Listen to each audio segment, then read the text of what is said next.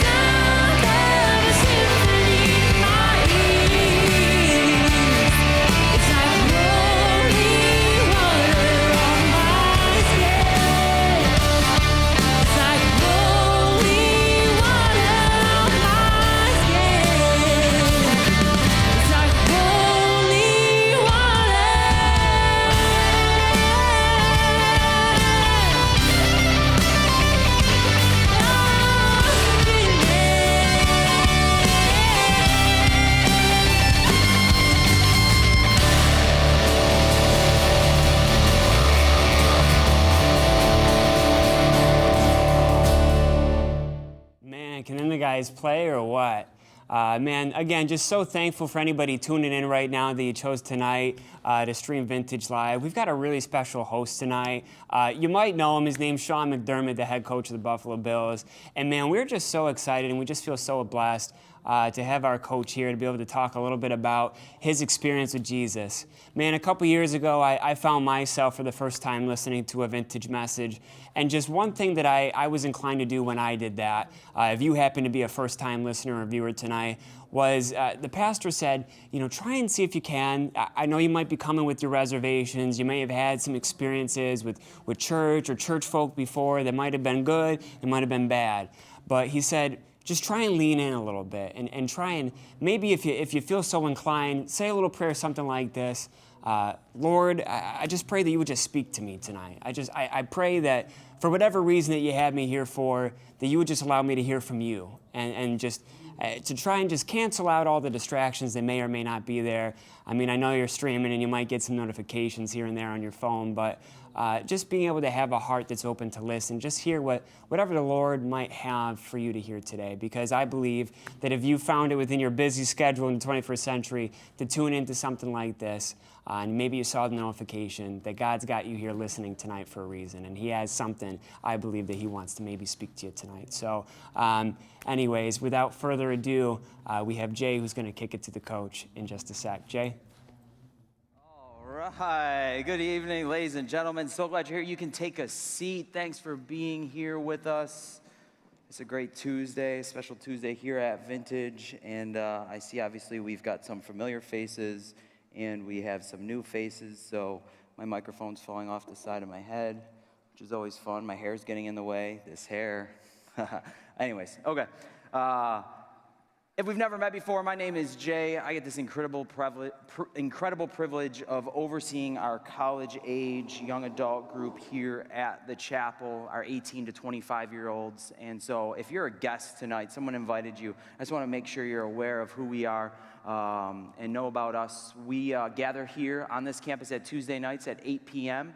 We're a community of people that just believes in the love of God, the transforming love of God, that God loved the world so much that he gave his one and only son, Jesus. And so we live in that love. We want to be an expression of that love. We want to be a community of that love. And so we look to build our faith. And so we come every Tuesday night. We look to God and his word. We worship God through music, but we look to build one another up with community. So we have community groups that meet on Tuesday nights. We look to build our faith up so that we can bring hope to this world. And so part of that hope is meeting tangible needs, standing up against injustice. And so if you're new to this place, when you walked in, you may notice we've number of things going on, and this is not typical for most Tuesday nights, but we're in our Raise campaign where we as a college-age young adult group want to raise awareness against the issue of human trafficking, specifically child trafficking that happens in Cambodia. So there's this incredible organization, AIM, Don and Bridget Brewster. They started it to rescue girls mostly, but even sometimes boys as young as 5 years old that are trafficked. And so we have a Raise campaign. We're looking to raise $22,000 in these 8 weeks, and next week is our final week. So when you walked in, I just want to make sure you're aware of it, particularly if you're a guest, because we're absolutely inviting you to participate with us. We've got a couple raffles going on. We're raffling off 2 tickets to the Bills-Texans game on October 3rd at 1 p.m. at Highmark Stadium. We're also raffling off some baskets. Nate is here from the Buffalo Event Center, BFLO, right over there in the Eastern Hills Mall. And so he's raffling off some tickets. And then you may also notice the sweet goodies that are at the cafe. That's popcorn and flavored popcorn and chocolate chip cookies and oatmeal chocolate chip cookies. They're all packaged, COVID safe, all of that. All of them are in terms of following the protocol. Cookies are a couple bucks. Popcorn is a few more dollars than that. All those proceeds are going to AIM. And here's the thing. We've got someone who's going to match our donations dollar for dollar. So all of your donations tonight, they're matched. So I just wanted to invite you to participate in that because we as a community here at Vintage believe that our faith should translate into bringing God's kingdom here on earth as it is in heaven. And that means fighting for the rights of those who don't have them, speaking up and giving a voice for those who don't, and doing it all in the name of Jesus in terms of loving our God and loving our neighbor. So really excited for tonight. I've been in communication with Coach for some time now, and just working with his schedule and most certainly working around the issues with COVID-19. I'm just grateful for someone who would take some time out of his busy schedule to pour into our community like he's going to tonight. And I kind of looked at it like this when I reached out to Coach. I just looked at it as him and I are kind of called to do the same thing. He's taking people who are just out of college, young men, and then even their families, and most certainly he's got a staff. But he's looking to pour into the next generation, much like I believe God has called me in my life to do. So I'm excited for how God is going to use his story tonight in our lives. So, Coach, you can go ahead and make your way on up here. But what I think is super cool about having Coach Sean McDermott up here tonight is he came into an organization and changed a culture, changed an organization and the face of it just a few years ago. And tonight he wants to talk about who's changed his life. So, ladies and gentlemen, would you please give a big, warm Vintage welcome to our coach, Sean McDermott.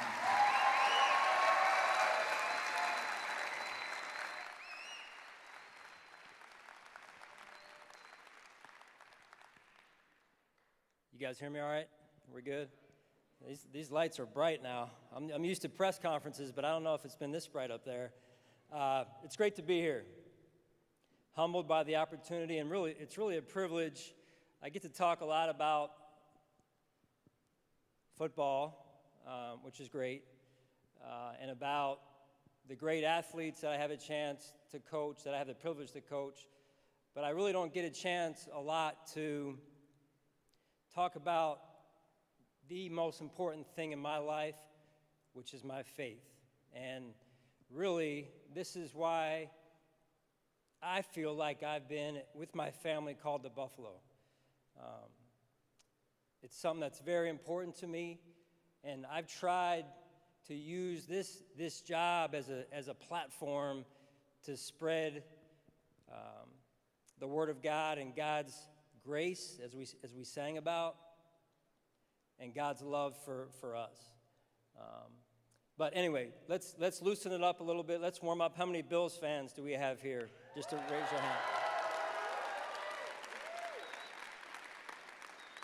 So I saw some hands that didn't go up, though. I saw some. Is those Patriots? Did I hear New England?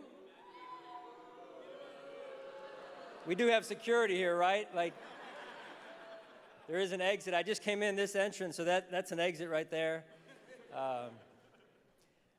So I think we've got like young adults here, right? 17 to 25, Jay was telling me. And as he sent me the email about who the audience would be tonight, I was thinking to myself, you're really not that much different than the guys that I coach. And Jay alluded to that. And so I'm gonna try a joke on you guys that I'm gonna then use on them, and you tell me how good it is. Just give me a thumbs up or what here. So how many people like music here? Big music fans? Yeah, so how about concerts? Who's been to a concert since COVID began? Anybody, a couple, one or two concerts in person? Wow. I'm missing out, I guess. I'm also a big music guy, love concerts. Haven't been to one in quite some time, for sure since COVID began. I don't really know how Zoom concerts would work, right? So, but anyway, so concerts are pretty expensive, I know, so my wife gives me the budget, and I got to make sure I got enough money in the budget to attend the concert. But, so how do you go to a concert for 45 cents?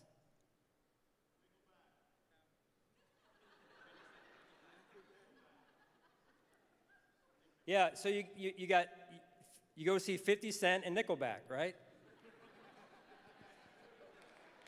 Nah, Should I try it on my team? Worth it? All right. All right. Thought I'd try and warm you guys up this morning or this afternoon, this evening. But obviously I failed at that. So we'll move on to my faith and the story about my faith. And I can tell you guys, like when I sat in your seats, a lot of the young adults in the crowd, when I sat in your seats years ago, I would see people come and speak, or I would see them on TV and they'd speak, and I would always wonder, like, what are they like when they go home, right? How are they like me, or how am I like them? And I can tell you from experience now, being a little bit on the other side of it, that we have so much more in common than you even know about. Like, things that you are going through, I promise you I've been through probably most of them, just in my life when I was 17 to 25 in particular. And so I want to kind of form a common bond between us, because that's important, that what I say, that you listen and take to heart, because I once sat in your seat. And so we're very similar in that way. So I guess people say I say the process a lot. I don't know if you guys know that about me, but I think in my opening press conference when I became the coach of the Bills, even my mom, who was sitting at home watching the press conference, she said, they're saying that you're saying the process a lot, right? And that's true, because I believe in the process. And so tonight I'm going to talk about my spiritual process. It was going to be spiritual story, but I thought it'd be more catchy if I said spiritual process. But it is a process. And you'll see through me sharing my story how that process, even now for me, continues every day. And so I'm going to try and break it down for you guys into three pretty simple phases. Really the beginning, and then really when God spoke to me when I was about your age at different stages of that window of time, and then where I am now in my walk as a Christian.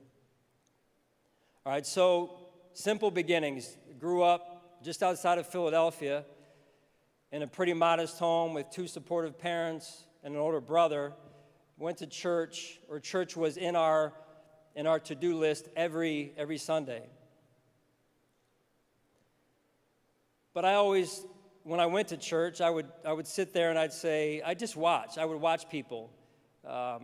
Pretty conservative-based church.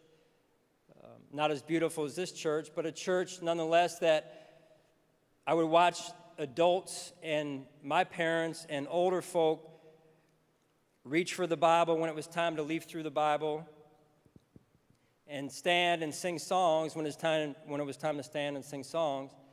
But I never really developed a true deep relationship when I was young.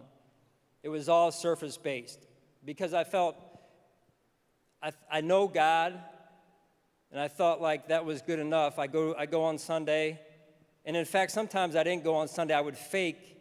All right, how many people have done this? Fake like you're sleeping, right? Church is at 8. Your parents want you to go, and you conveniently fake like you're sleeping. Mom comes in, opens the door. Dad comes in, opens the door, and you're like trying to not to, show them that you're awake so you don't have to go to church, right? I've done that before.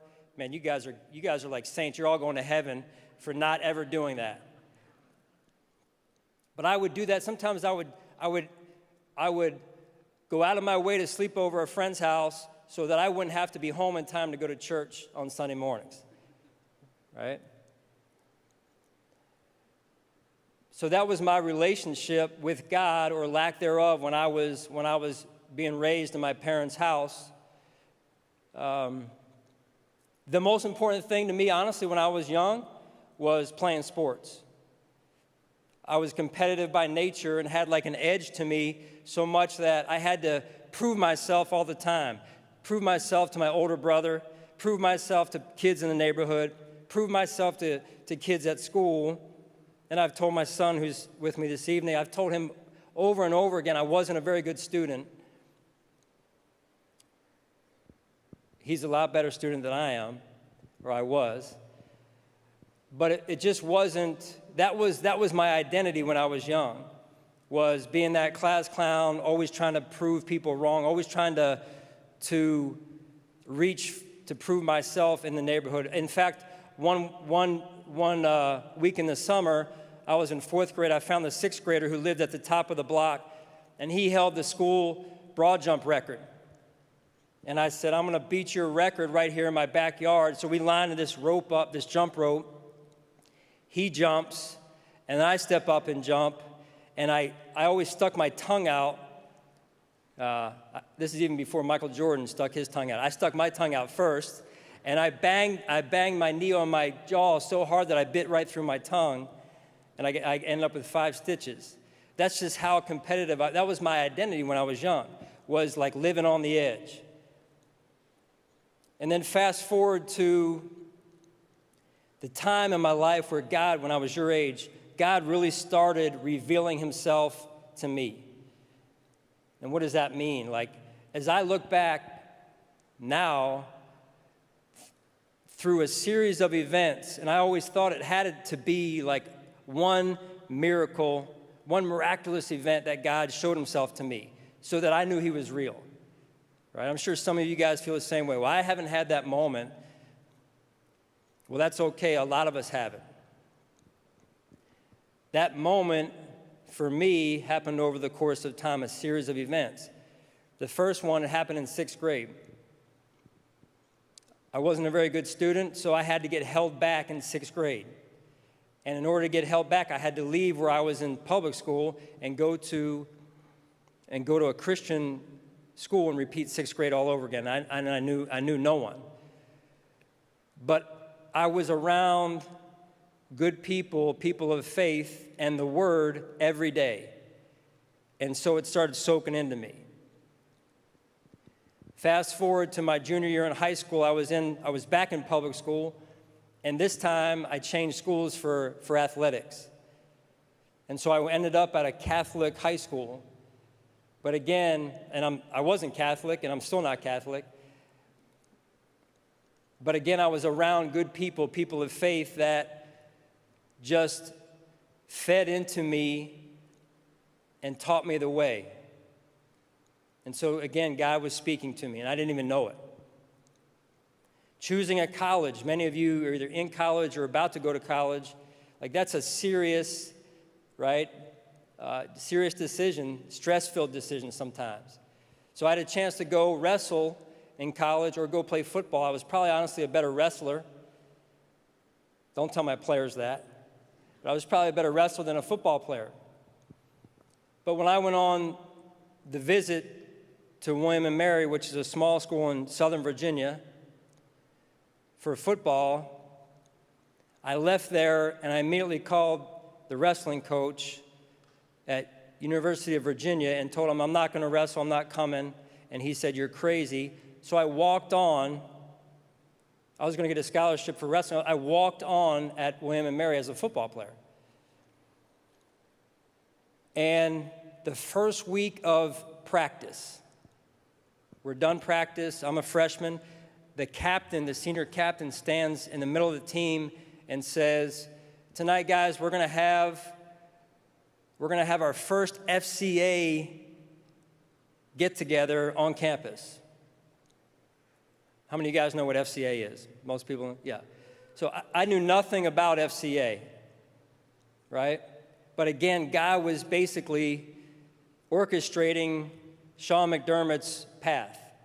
He put people around me again that were going to feed into my life and show me the way, show me an example of how it's supposed to look, right? I mean, this is a senior in college who's supposed to be taking me to parties and doing all this and that, but he was going to show me what God was really all about. Midway through my college career, after my sophomore year, I had a chance to go to Branson, Missouri, to Kanakuk Christian sports camps and become a counselor.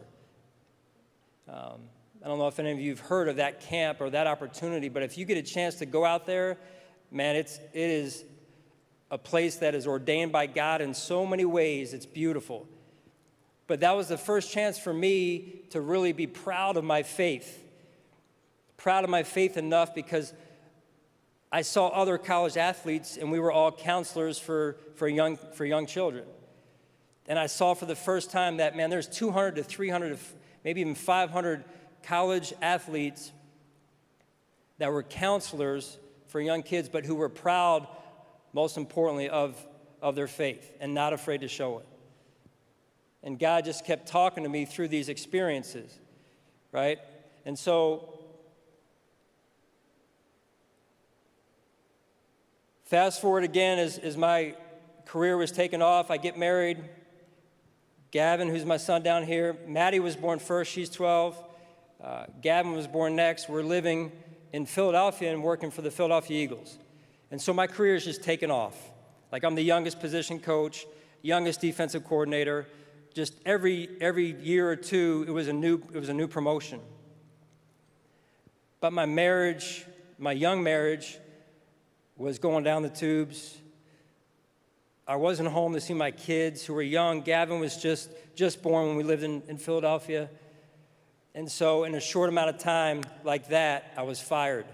So I went from being like the best of the best, young coach, on the rise, rising star, to fired in my own hometown. And it was a huge wake-up call. But you know what? It saved not only my career, but also my marriage. I was working too hard, had no work-life balance, was not doing a good job at home, was not doing a good job, obviously, at work. But God took me from Philadelphia, which was, my parents still live there, my brother still lives there. In fact, my brother worked at the Eagles the day I got fired. But God had a plan. From there, I go to Carolina. I had a chance to go to two places, the Denver Broncos and the Carolina Panthers, in one day. Like, I lost my job, and then the next day, and that doesn't happen a lot in the coaching business, I can tell you that. The next day, I'm on a plane to go to Denver and then to Carolina and get offered both jobs, right? Not by me, but because of what God's done in my life. And I go to visit Carolina, and literally there's a church I feel like there was a church on like almost every street corner, at least where I was going, the part I was touring, there was a church on almost every street corner. I felt like, I'm like, this is God telling me to go to Carolina. So we go to Carolina as a family, and it's a 6-year reset. 6-year reset.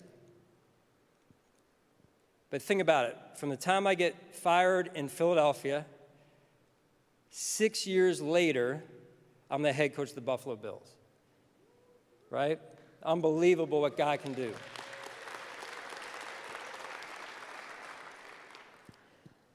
So not only did God reveal himself to me through these hard decisions I had to make with school, but God also revealed himself to me through adversity, right? And if you haven't faced adversity, you will. We all do, right? We'll face it this year as a team. I'm about to sit down with our staff tomorrow and go through our schedule, which came out last week, and highlight the challenging games, the challenging turnarounds. 1 week's a shorter week, so on and so forth. And we're going to talk about adversity and how we plan to handle it, right? So adversity, God reveals himself to us in a lot of different ways, one of which is through adversity. The other way is, for me, in my walk, is through added responsibility. So yes, being the head coach of the Buffalo Bills. I can promise you this, there's times when since I've gotten the job, even still today, where I'm like, man, dude, like you're the head coach of the Buffalo Bills, right? Allie knows. I come home, I say to her, Allie, do you know I'm the head coach of the Buffalo Bills? No, I don't say, I'm just joking. But there are times, like I have a buddy who was the head coach of the Rams. He's no longer the coach of the Rams, but he was a head coach before I got my opportunity. And I said, well, what is it like? This is when I was kind of trying to get myself ready to be a head coach, preparing, studying. He said, Sean, I got to be honest. He said, after the press conference, his wife flew out with him. They went to the press conference. He did all the stuff you do at a press conference. She flew back to where they were coming from. And he went into the bathroom for the first time and had like a quiet moment, right? He was doing his business or whatever, and he's like, oh my God, what do I do now? Like, I got the job, but what do I do now? And that's real, right? I'm sure a lot of you have been asked to do big things in your life already. Like, you're leaders, I'm sure. A lot of you guys are leaders in your community, at your school, maybe in Young Life, maybe here at church. And sometimes you get asked to do things that you're like, man, I don't know if I can do that. You may not be saying it, but that's what you're thinking maybe, right? But God's never going to put something on you that you're not equipped for. Having a family. Like, having a family, for me, that's been a challenge, but it's made me better. Being a dad, being a husband, being a good son to my parents still. Trying to be good in all those areas. The only way I can do that is by my relationship with God and asking Him for help. All right, so that brings me to today. Where am I now? And I'm going to equate this to things that I talk to our team a lot about, like mental toolbox. So we talk about our mindset a lot at the Buffalo Bills. Like, what's your mindset? Right? Positive mindset, positive energy. We talk a lot about the growth mindset. So growth mindset for us, just in Sean McDermott's dictionary version of it, is like every day I wake up, I know I'm not perfect. I know I'm going to make mistakes, but I embrace the mindset of I'm going to be better today than I was yesterday. Right? That's the truth of the matter. Like, no one's perfect. My walk every day is, I feel like 2 steps forward, 1 step back. How many of you guys feel like that, right? I know I do. So growth mindset, like, I embrace that. But I also know that it's real that I'm not perfect, and that's okay. I'm sure after one game this season, we play the Pittsburgh Steelers the first game, I'm sure I'm going to do something that makes someone in here know that, you know what, yeah, you're right, he isn't perfect. And that's okay. The other piece of the mental toolbox is creating habits, healthy habits. So every day I try to read or spend some time just by myself. I try and read some form of scripture or spend some form of quiet time in worship, just being. I think in Psalm 46 it says, be still, right? Be still and know that I am God. This is such a, you guys, I've got young kids. I see my players. I do have my phone on me right here. You would think this thing is attached to you guys, right? The players, man, we give them a break from meetings, and it's like a scramble to get back to the locker room, and I go in the locker room, and they're all like this. It's like a third hand, right? So what is it called? Social media. Is that right? Instagram. I just got Instagram, and I just got Twitter, but only for job purposes. So I'm trying to evolve with the times. But life, I thought life was busy for me growing up because we would go to one sport. I'd play one sport at a time. Allie would tell you my son plays 2 and 3 sports at a time. You guys with social media, the sports you play, the activities you're doing, everything life is busy. But I would just encourage you guys to find time to be still. Our team chaplain, Len Vandenbos at the Bills, put a note on my desk, a sticky note, our first year in Buffalo, and it said that. It said, Psalm 46, be still and know that I am God. And I can tell you there's a lot of times in my job where I'm around people, and I'm really, quite honestly, I'm introverted. My wife is more extroverted, I'm more introverted, and it wears me out being around people all day long. But, so then I've had to learn to go into my office, shut the door, and just kind of be like, and just be, in order to get my mind right. So do that. I'd encourage you guys to try it. If you don't already do it, give it a try sometime. All right. And then last but not least, the other mental piece of the toolbox that we talk about a lot at the Bills is accountability. I know it's like a physical action, but it's also a mental piece. And here's what I mean is, like, surround yourself with people that are going to tell you the truth. Yes, love you, but also be willing to tell you the truth. So I'm around these, high-level athletes all the time, and a lot of these players, from the time they're this tall to the time they're as tall as they are now, haven't been told the truth. They're always kind of just patted on the backside and said how good you are all the time. And so when they get to us, they're not used to being told the truth. But we try and combine that with love and truth. We say, hey, love and truth, right? Or grace and truth. Love and truth, grace and truth.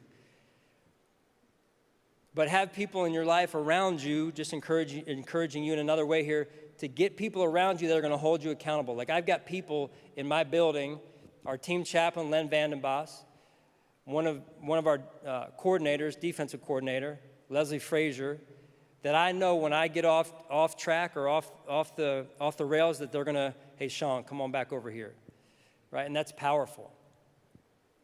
We all need that from time to time. All right, so as I wrap up, I'm just going to share one other thing. And there's a lot of things. I think a lot of things in life get thrown at us. But if you remember one thing from what I'm sharing tonight, just remember this. Keep it simple. Right? Keep it simple. There's gurus on social media. There's gurus on podcasts. There's gurus on, like, how to swing a golf club. Everyone's telling you how to do things anymore. Unclutter your life and keep it simple.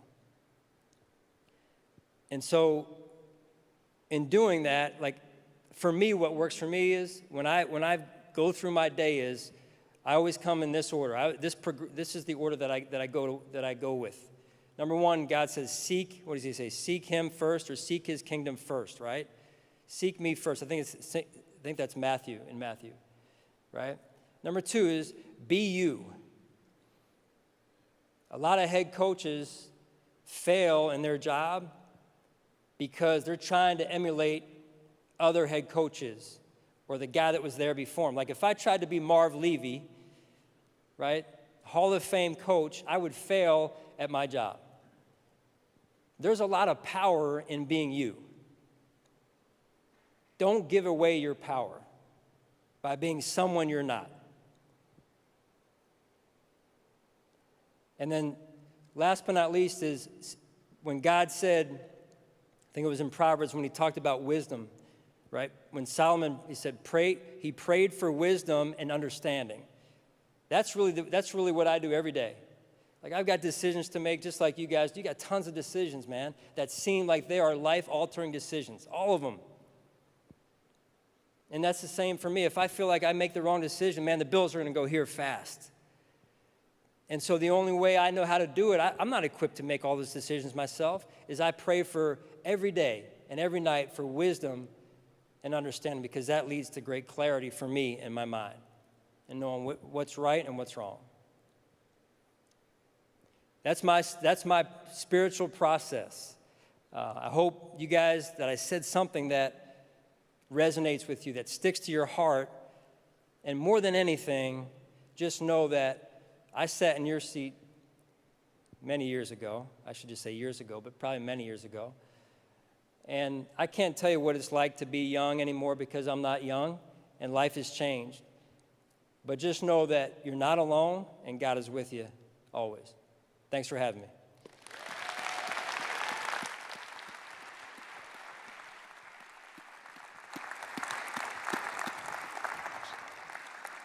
Thank you, Coach. And we're going to have him up here in just a little bit for a little Q&A. But I just want to wrap our time up here. And Sean said something that really kind of seared in my brain. And he said, I want to talk about the most important thing in my life. And so we have someone up here, and I can't even, pretend to know, the rhythm of his life and what being the head coach of the Buffalo Bills brings. But he came up here and he stood on this platform and said, the most important thing in my life is my faith in Christ. And that reminded me of a writer in one of the books of the Bible, the book of Ecclesiastes. And when that time was written, this individual, Solomon, he had the whole world at his fingertips. We're talking about a guy who, if we were to compare him perhaps to someone today, we wouldn't even be able to compare him to one specific individual person. We'd have to at least use like three because he was the richest man. So, he's Elon Musk, probably plus the president of the United States, who would be considered the leader of the world power, and then probably someone like Hugh Hefner, who's not even with us, like an incredible playboy. So I don't know, whoever your dream guy is. So no one here would say Tom Brady, but maybe some would say Chris Hemsworth, Thor, right? Or Timothy Chalamet, because he wants hair like me. So here's the thing, though. A man who had everything at his fingertips. Riches galore. For him, women galore. He was the world power. And he concludes his book after he lived a life just searching for meaning, searching for what would bring fulfillment, searching for that most important thing in his life. And he said this, now that all has been heard, here is the conclusion of my life of the matter. Fear God, keep his commandments, for this is the duty of all mankind. And so what we believe here at Vintage is that you were created for a purpose, and that purpose is found in God. That you were created to know your Creator, and your Creator created you to do good works in advance, as it says in Ephesians 2:10. So my closing question to you is this. Maybe you came here because you wouldn't necessarily come to a church on a Sunday. Maybe you came here just checking this thing out, or maybe you have a little bit of a spiritual interest. But what is the most important thing in your life? Because what Coach would say is that his faith, what he has found in Jesus and in God, is the most important thing in his life. And maybe you're sitting here tonight and you're not at that place, but you want to be in that place. Well, we want to help you with that as a ministry.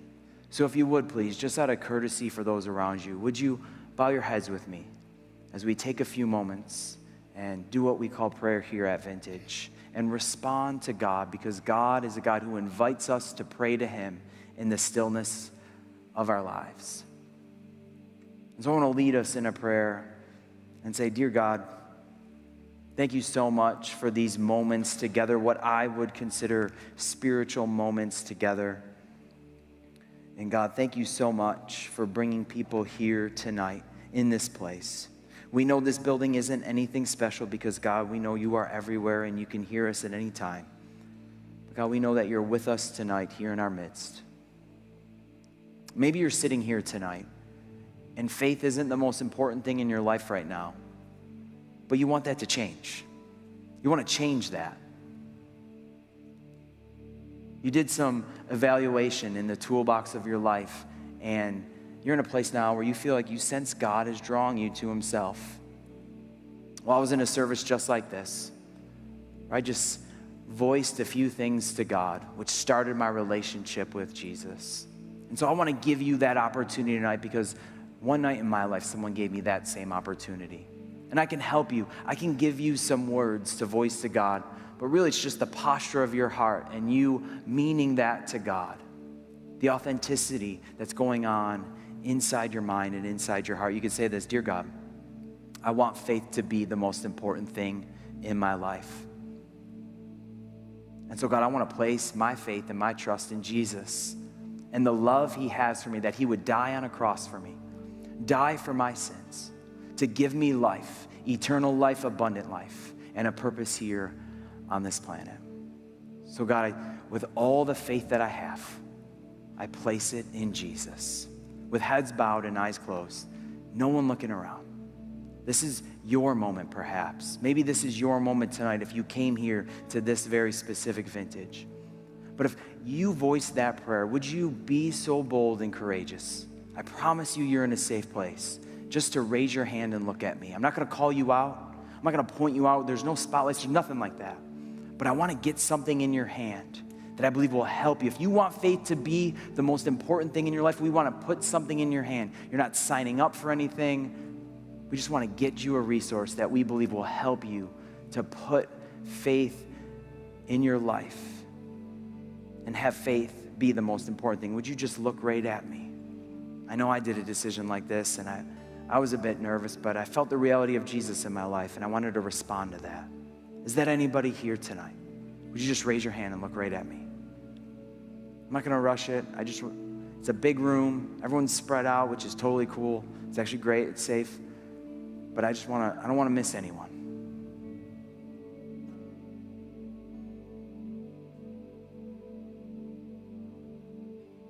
God, I pray for everyone in this room, everybody watching online, that they would sense your presence in their life. They would sense your calling in their life. And they would feel the love of Jesus and the love that Jesus has for them. So God, as we wrap up our time here online and in this portion, may you hear our worship. May it be pleasing to you. Thank you for these moments together. In Jesus' name I pray. We're just going to take a moment and respond with some music before I close our night out with some announcements. Man, thank you so much to Jay and Sean for his message. Man, like Jay said, if this is a moment for you tonight where you're able to connect with that message and you're thinking, maybe I would like to take some next steps in my relationship with Jesus, or maybe you wanna kind of further the next steps in your journey of faith. Man, we want to encourage you to go to thechapel.com/vintage. There we've got some tools and some resources that you can use to be able to just kind of assist you in the next steps of that journey. And then also on there, you can get connected to us a little bit further as a ministry. We have things called community groups where you can kind of connect to a leader and get involved in a small group. And within that setting, we really truly believe that you can get further connected to not only the community of Christ, but Christ himself. So we would encourage you to check that out if you can. This week is, again, another week in our series that we're doing for our Raise campaign. So for a couple weeks now, as we've been mentioning, we've been trying to fundraise for Agape International Missions. And what they do is they fight against sex trafficking. So we have a bunch of things both in person that we've been doing, a lot of really fun events. We've got some fun events to come. But if you're somebody who is kind of got that on their heart to donate to that cause, we have a link on the screen for you to check out, for you to be able to donate. Now what they do is they go out and they send teams to fight literally against sex trafficking in Cambodia. It's been a group that we've been partnering with for a number of years now, and they really do a really great job. So we are so thankful to have them as a partner. And actually this year what we have is somebody who, for every dollar that we are able to raise, we have a backed matcher. So we're really excited. We really think that we can do a lot of kingdom work with that money. So all the proceeds do go to that. And if you happen to catch us in person, we've got some fun things going on in the form of events coming up soon. So I would recommend that you follow us on Instagram at @vintage_truth for the updates on any of those events. And hopefully next time we can see it in person here. Next week, speaking of in person or online, whatever your choice may so be, we are starting a brand new series. It's going to be called 80s Love Songs. We're going to have a series of messages that are going to be about relationships. I know it's this thing, depending on what season of life you're in, you may be loving the season, you might maybe not be loving the season and be wanting to be pushed into maybe the next season. Whatever season you happen to be in, man, I'll tell you what, these messages, they are packed with some beautiful truth and some really great things to equip you to be able to handle any season that you may be in with the efficacy that God wants to give you. So we would encourage you to either stream in here again on YouTube or to check us out in person every Tuesday for the next couple weeks here at the main worship center for the chapel. But beyond that, man, we are just so thankful that you guys chose to stream in tonight. Again, if you haven't already, subscribe to our YouTube channel for any and all future video updates. Again, my name's Austin, and have a great and blessed week.